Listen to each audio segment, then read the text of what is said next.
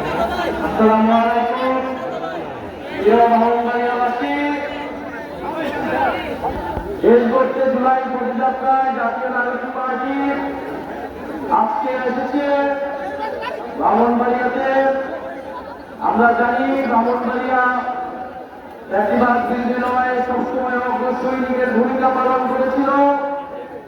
ব্রাহ্মণবাড়িয়ার সাহসী সন্তানেরা বারবার জীবন দিয়েছে, রক্ত দিয়েছে। সকল আন্দোলনে ব্রাহ্মণবাড়িয়ার মানুষেরা রক্ত দিয়েছে, লড়াই করেছে সাহসিকতার সাথে। আমরা জানি শুধু জুলাই আগস্ট আন্দোলনই নয়, এই গণঅভ্যুত্থানের আগেও 2021 সালের মোদী বিরোধী আন্দোলনে ব্রাহ্মণবাড়িয়ার বহু মানুষ লড়াই করেছিল দিল্লির আধিপত্যবাদের বিরুদ্ধে। আমাদের অনেক ভাইয়েরা সে সময় শহীদ হয়েছিলেন।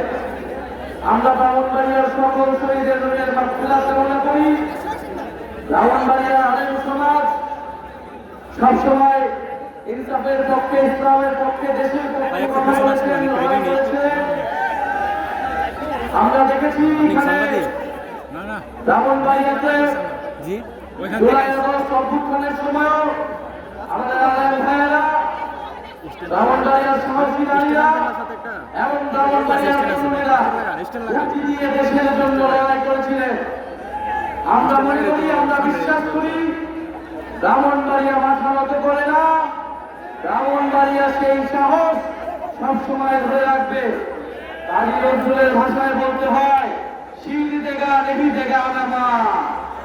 ব্রাহ্মণবাড়িয়া সবসময় জীবন দিয়েছে, কিন্তু আপোষ করেনি।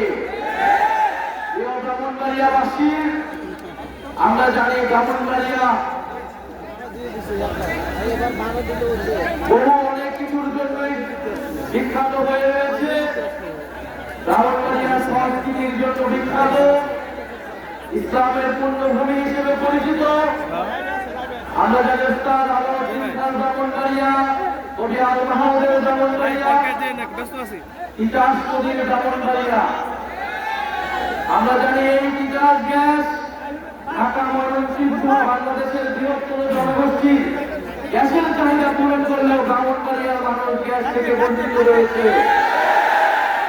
আমরা সেই উন্নয়নের রাষ্ট্র চাই না যেখানে নিজের জনগণ, নিজের এলাকার মানুষ উন্নয়ন থেকে বঞ্চিত হয় এবং শুধু কেন্দ্র সে উন্নয়ন পায়।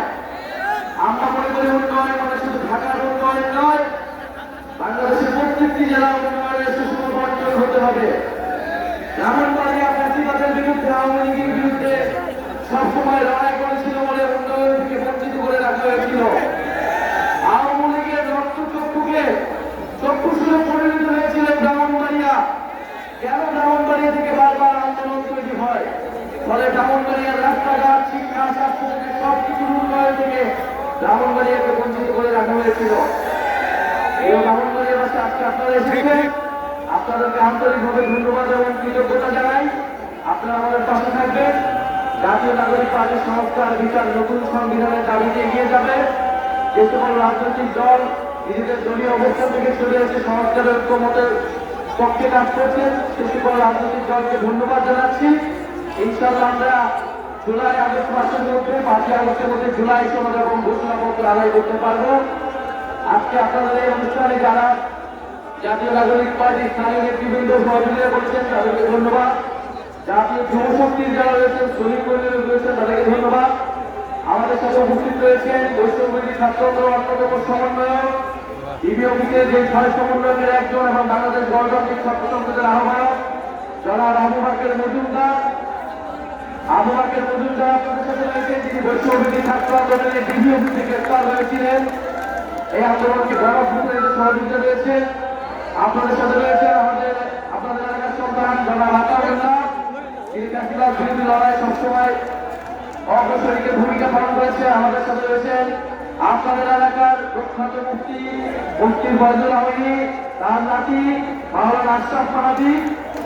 আপনাদের সাথে রয়েছেন আশরাফুল আলম ডক্টর, যিনি আমাদের জুলাই আহ্বাদের সহযোগিতা করেছিলেন। এবং আমাদের রয়েছেন আল মাহমুদ জিহাদ ভাই, এটি আমাদের কেন্দ্রীয় সদস্য।